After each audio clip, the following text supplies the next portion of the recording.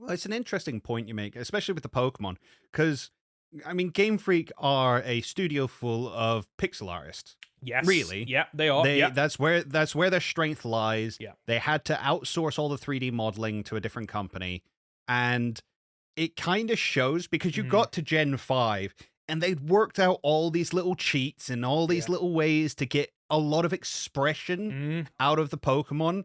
You know, just a little bob here and maybe a leg goes down and a leg lifts up and a leg goes down and a leg lifts up. And if they look off to that side, they suddenly look cheeky, or they look straight ahead at you, they look determined.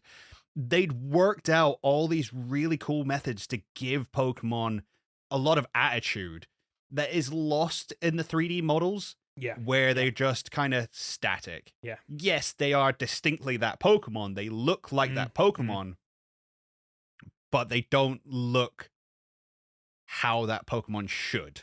Yes.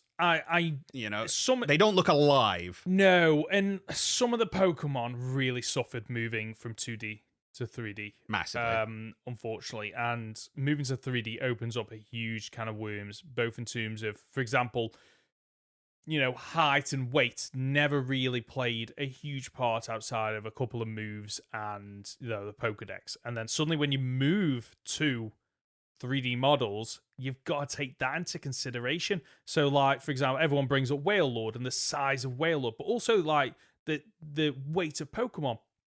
Like Snorlax, for example, quite a bulky mon, should move a lot slower around the, you know, the area and should really feel that should feel heavy. You should see that weight hit the ground with every step. Exactly. And I think they've not truly nailed that. But I think that does go back to what you're saying, where I think they are lacking some of the skills in-house to be able to do that. Now, you'd think with the money that they bring in, they could, you know, get more animators. And, like, in an ideal world, and like, from, you know, if anybody's like, if, you know, video game developers listen to this are probably thinking, Ben, you are absolutely talking out your arse here, is, you know, build these character models, build a set of animations, and then because you cycle Pokemon in and out of games, then you haven't got to focus on new animations for 900 odd Pokemon. Oh, this new game has only got 300 at launch. Well, suddenly you only need to focus on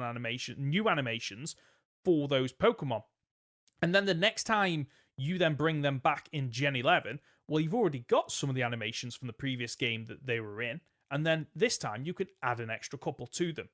And then... Go on. And as you say, we got a lot of that in Legends Arceus. There's only 200 odd Pokemon. Yep. So suddenly every Pokemon can have an idle animation, a greeting animation, if you want to call it that, a sleeping animation, as well as their standard battle ones. Yeah. Suddenly we can do this because there's less Pokemon in the game. It's funny that you mentioned that, because the battle system in Legends Arceus, the moves actually felt like they connected. And maybe, I don't know, maybe I'm just reading too much into it, but it actually felt like moves had weight. Pokemon ran at the opposition. That it wasn't just, I'm going to do a fire kick, but all I do is just jump on the spot a little bit. You know? And I'll tell you what, it made me very sad when I saw that Lechonk use a tackle. Oh no, I because we're back. Because we're back to just, I move my shoulder a little bit forward, there's an impact animation, and that's it done.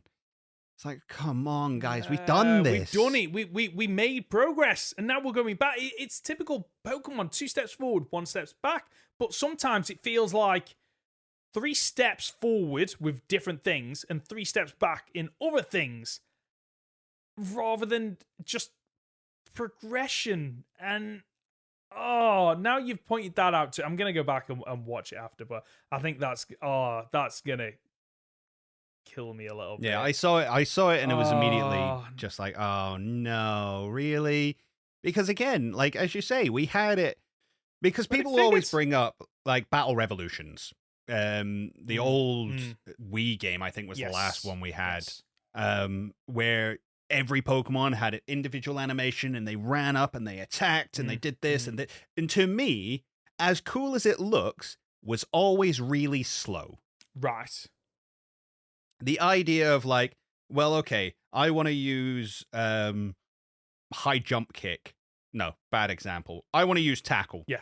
My Pokemon's got to sidle up, so they run through their entire walking animation. And as you say, some Pokemon are slower than others. So some Pokemon have a much slower walking animation.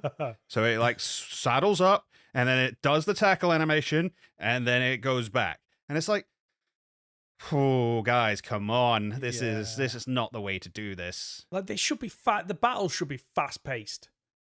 Yeah. And that's one of the things I loved about the strong and the agile system, is that it helped to speed up the battles, and it just added a new tactic to it. And it goes back to what you're saying earlier about the difficult battles. Is sometimes you think, right, okay, I've nearly knocked out this Pokemon. Okay, I'm going to use an agile style. Oh no, it's not done enough damage. Oh no, because they know they're about to get fainted, they go for a strong style and just absolutely wreck shot. And we've gone back to you attack, I attack, you attack, I attack. And it's just... Which I'm not opposed to, because I like turn-based RPGs. So I like turn-based RPGs. So I do as well, but I do like it when there are certain things that you can do to give you an advantage, or you know, deliver a disadvantage to your opponent.